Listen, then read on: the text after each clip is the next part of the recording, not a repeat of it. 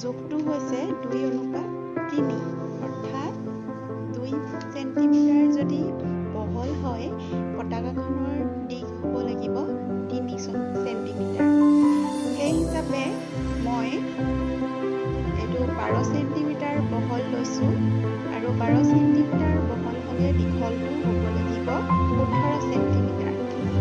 এইটো 18 সেন্টিমিটাৰ আছে, এইটো 18 সেন্টিমিটাৰ আৰু মই দুজাপ কৰি ল'ম কাৰণে দিশটো 36 সেন্টিমিটাৰ লৈছোঁ। আৰ্ট পেপাৰৰ পৰা কাটি লৈছোঁ। এতিয়া আমি কি কৰিম,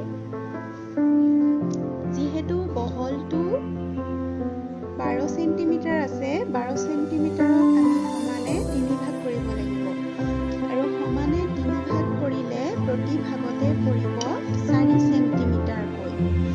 আমি এইফালৰ পৰা জুখি লওঁ 4 সেন্টিমিটাৰ।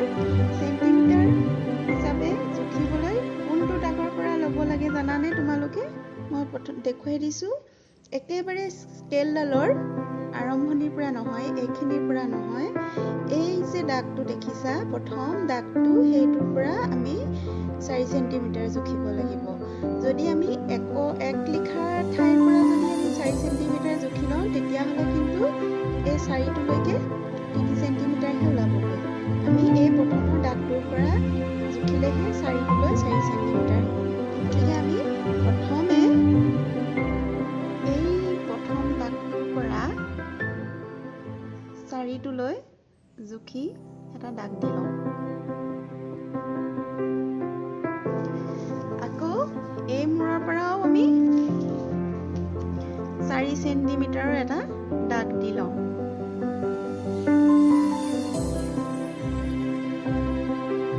তেতিয়া সমানে আমাৰ 3টা ভাগত ভাগ হৈ গ'ল, প্ৰতিটোতে 4 সেন্টিমিটাৰকৈ আছে। তেনেদৰে আমি ইটোফালেও 4 সেন্টিমিটাৰকৈ দুই মূৰৰ পৰা দাগ দি লওঁ।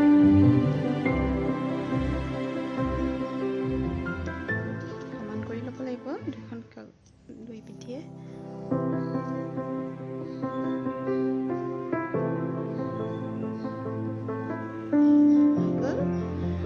আকৌ এই মূৰৰ পৰাও আমি এনেদৰে 4 সেন্টিমিটাৰ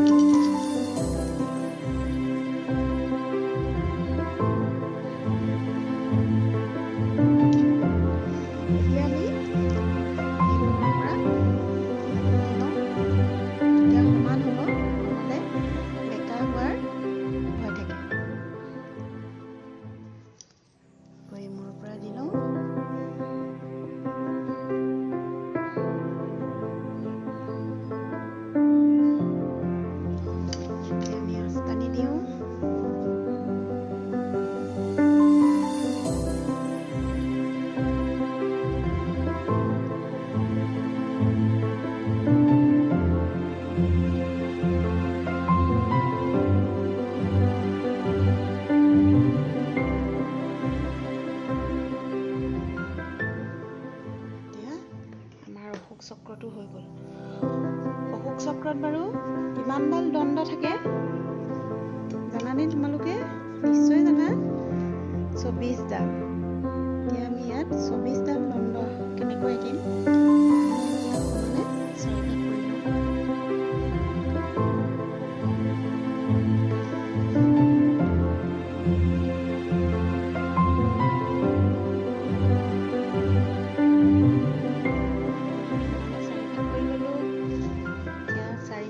আকৌ প্ৰতিটো ভাগকে আমি সমান সমান জোখত ভাগ কৰি লওঁচোন।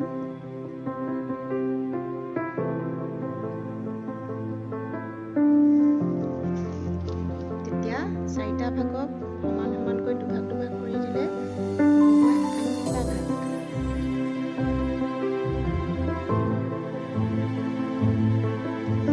দেখিছানে?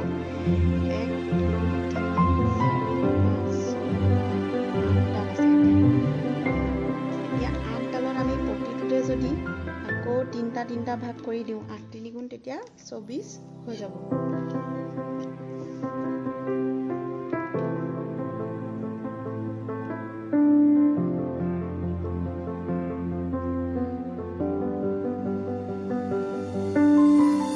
অনুমানটো কৰি ল'বা।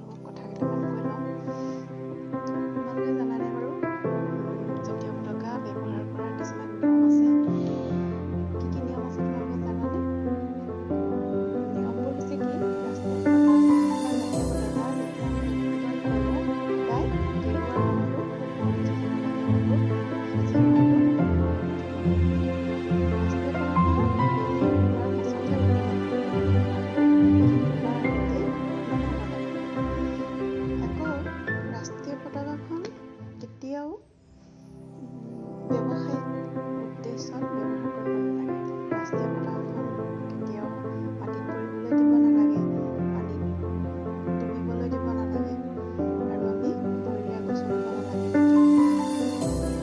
আকৌ ৰাষ্ট্ৰীয় পতাকাখন আমি কেতিয়াও উচা নিচাকৈ ব্যৱহাৰ কৰিব নালাগে।